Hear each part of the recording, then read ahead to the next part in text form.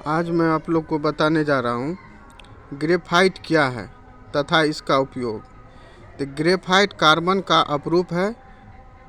यह अधातु ताप विद्युत का सुचालक होता है। ग्रेफाइट अधातु है लेकिन विद्युत का सुचालक है।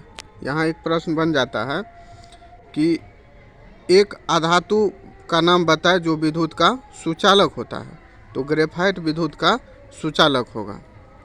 ग्रेफाइट का उपयोग निम्नलिखित है: पेंसिल की लीड बनाने में, घड़ियों की कमानी बनाने में, शुष्क सेल बनाने में, सिक्के बनाने में, लोहे की वस्तु पर पॉलिश करने में ग्रेफाइट का प्रयोग किया जाता है। अब मैं बारी बारी से आप लोग इसके बारे में बताता हूँ। जैसे ये आप देखें, ये पेंसिल है। अब पेंसिल के बीच में जो ये लीड लगा हुआ है, ये ग्रेफाइट है जिससे हम लिखने का काम करते हैं। ये इसमें बीचों बीच ग्रेफाइट लगा हुआ है जिससे हम इस तरह से लाइन देते हैं या लिखने का काम करते हैं, तो ये ग्रेफाइट है। दूसरा है ये जो आप देख रहे हैं बैटरी सेल है, ये शुष्क सेल। इसको भी बनाने में बीचों बीच यानी कि माइनस और प्लस दोनों साइड, दोनों सिरे से लेकर के बीचों बीच एक इस तरह का बना हुआ रहता है। ये भी ग्रेफाइट है जो इस सेल में बीचों बीच इसका प्रयोग करते हैं। जब इस तरह का सेल आप फोड़ेंगे तो इसके बीचों बीच इस तरह का एक निकलेगा जो ये ग्रेफाइट है। देख लीजिए, ये भी पेंसिल के ही तरह लिखने का काम करता है। जिस तरह से पेंसिल से हम लिखते हैं उसी तरह से इससे भी लिखा जाता है, यानी कि ये भी ग्रेफाइट का बना हुआ होता है। दूसरा है सिक्का। सिक्का बनाने में भी ग्रेफाइट का प्रयोग किया जाता है।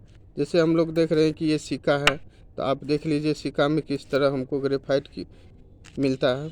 जैसे एक सिक्का को मान लीजिए हम यहाँ में एक सिक्का लिए, इसको इस पन्ना के अंदर में दे दिए और दूसरा सिक्का लेकर के इसको हम ऊपर से घिसते हैं। थोड़ा देर घिसने के बाद, जैसे हम इस सिक्का को ऊपर से घिसते हैं, तो घिसने के बाद थोड़ा देर घिसने के बाद आप देखिएगा कि जिस तरह से हम पेंसिल से लिखे हैं उसी तरह से सिक्का का निशान बन जाता है। तो सेम इसी तरह से जिस तरह से हमने पेंसिल से लिखा है उसी तरह से ये बन जाता है। तो इसका मतलब है इसमें भी ग्रेफाइट मिला हुआ है। इसलिए हमने यहाँ पे दिखा दिया है कि पेंसिल की लीड बनाने में, यानी पेंसिल के बीचों बीच वाला भाग जो है जिससे हम लिखते हैं, उसमें भी ग्रेफाइट का प्रयोग किया जाता है। घड़ी की कमानी बनाने में भी ग्रेफाइट का प्रयोग किया जाता है। शुष्क सेल बनाने में भी ग्रेफाइट का प्रयोग किया जाता है। सिक्के बनाने में भी ग्रेफाइट लगता है और लोहे की वस्तु पर पॉलिश चढ़ाने में भी ग्रेफाइट लगता है।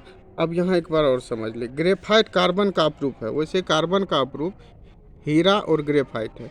तो हीरा हम अगले चैप्टर में बताएंगे, अभी फ़िलहाल बता रहे हैं ग्रेफाइट के बारे में। तो ग्रेफाइट कार्बन का अपरूप है, यह अधातु है लेकिन विद्युत का सुचालक होता है।